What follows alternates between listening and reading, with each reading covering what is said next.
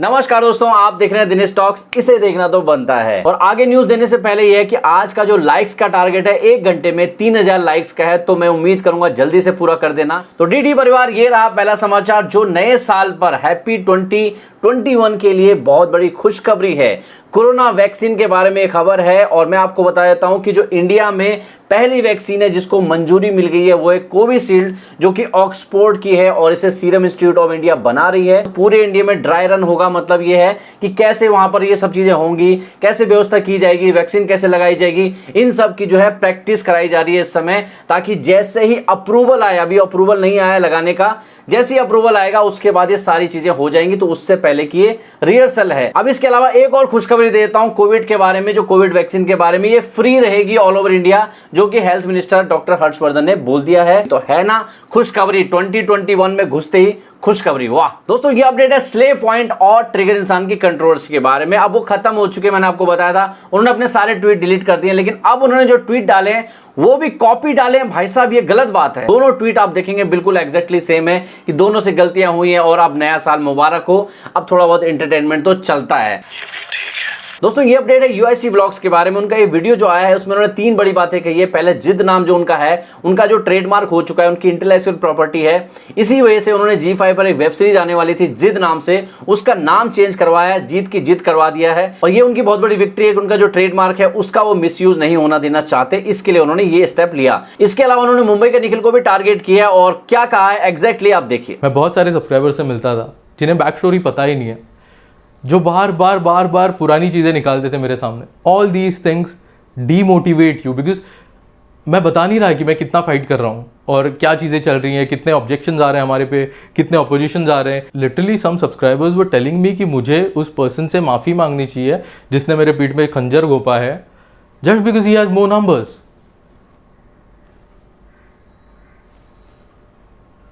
कशाला मतलब छत्रपती शिवाजी महाराजांनी शिकवले, चुकीला माफी नाही. I follow that. I'm sorry to those people who felt कि I could bend. I'll break, but I cannot bend. Now ask your master. NM. Bro, अभी भी टाइम है. सॉरी बोल. जिस बंदे ने तुझे लाइट खरीदने से लेके तेरा कंप्यूटर रिपेयर करने तक, फैन फेफ्ट के पासेस देने तक मदद किया ना, वो माफ कर सकता है ब्रो. सोच.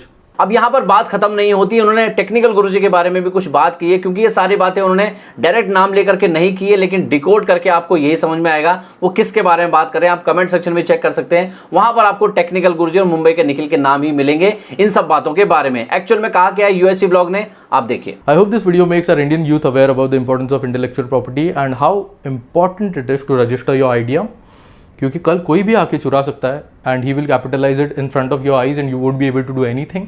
ऐसा जिन लोगों ने पास्ट में किया है, जब भी मेरे पास ट्रेडमार्क नहीं था, उनका नंबर आएगा, क्योंकि अभी तक मैं बॉलिंग कर रहा था, अब मैं बैटिंग करने वाला हूँ. मस्त छक्के मारेंगे. छक्के से याद आता है, दुबई के वकील जिद्दी, फर्क समझ में आ गया. एप्पल से अलग होता है. इंटेलेक्चुअल प्रॉपर्टी राइट्स के बारे में थोड़ा सा रिसर्च कर ले, थोड़ा पढ़ ले, नाहीतर काय घंट्याचा गुरु नाही राहणार तू. फर्स्ट टाइम ये बंदे ने मेरे को कॉल किया था, he was trying to threaten me. बहुत पुरानी बात है. क्या बोलता है पता है, मैं जट हूँ, बात बात पे हमारा लठ निकल आता है. अरे केळ्या, सोड, काय बोलायचं यार तुला. शेमडी शेमडी पोरं तुला एक्सपोज करताय, दर महिन्याला एक्सपोज होतोय. हर महीने छोटे छोटे बच्चे इसको एक्सपोज कर रहे हैं. दोस्तों, ये अपडेट है मिस्टर बीस्ट के बारे में, और मिस्टर बीस्ट ने रिवाइंड 2020 किया है वीडियो. उसमें उन्होंने बहुत सारे क्रिएटर्स को दिखाया, लेकिन उन्होंने 10 मिलियन जिन्होंने कंप्लीट किए इस साल में उनका नाम दिखाया है, जिसमें बहुत सारे इंडियन क्रिएटर भी हैं, और 1 मिलियन की लिस्ट भी दिखाई है, उसमें भी बहुत सारे इंडियन क्रिएटर हैं. तो ये एक तरीके से है. पूरा वीडियो देखना है, उसका लिंक डिस्क्रिप्शन में दिया है. दोस्तों, टेक्नो रोहेस की मर्चेंडाइज लॉन्च हो गई है. जी हाँ, उन्होंने टी शर्ट लॉन्च किया. उन्होंने इसके लिए अपना शॉपिंग पोर्टल भी बनाया है, और उनका जो सेकंड चैनल है उसमें उन्होंने पूरी चीज दिखाई है, कौन कौन से टी शर्ट है, कौन कौन से डिजाइन है, और उन्होंने कहा है कि आने वाले टाइम में और सारे डिजाइन ऐड होंगे, तो जाकर के आप चेकआउट कर सकते हैं. और एक सवाल आपसे भी कि क्या हमको भी मर्चेंडाइज यानी टी शर्ट वगैरह लॉन्च करनी चाहिए, हुडीज वगैरह लॉन्च करनी चाहिए, आपके क्या ख्याल है, मुझे जरूर बताइएगा. उसके बारे में मैं कुछ सोच रहा हूं, जल्दी उसके बारे में रिवील कर दूंगा। दोस्तों बिटकॉइन जैसे कि इंडिया में आपको पता है बहुत तेजी से आया था, पहले बहुत चर्चा होती थी, लेकिन बहुत सारे स्कैम्स की बातें भी आती है। यहाँ पर बिटकॉइन के एक स्कैम के बारे में आपको बताने वाला हूं। यहाँ पर जो बिकम यूट्यूबर चैनल है, उन्होंने 40,000 रुपए इन्वेस्ट किए थे localbitcoins.com पर, लेकिन बाद में उनका अकाउंट जो है क्लोज कर दिया बिना किसी रीजन दिए, और अब वो वहां पर कांटेक्ट भी नहीं कर सकते, यानी उनका पैसा बिल्कुल डूब चुका है। जिसके बारे में उन्होंने बताया कि पहले मैं बिटकॉइन पर भरोसा नहीं रखता था, लेकिन जब ये स्कैम हुआ है तब तो बिल्कुल भी भरोसा नहीं है।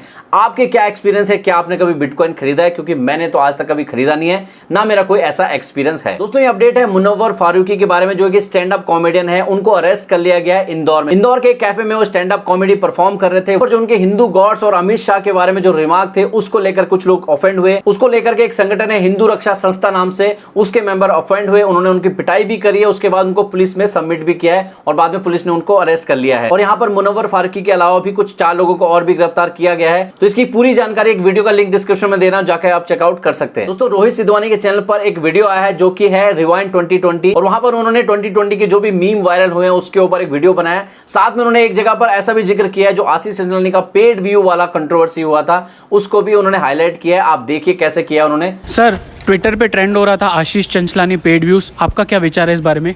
का पेड यूज है, ऑर्गेनिक है, बिना सोचे समझे कुछ भी बात करते हो।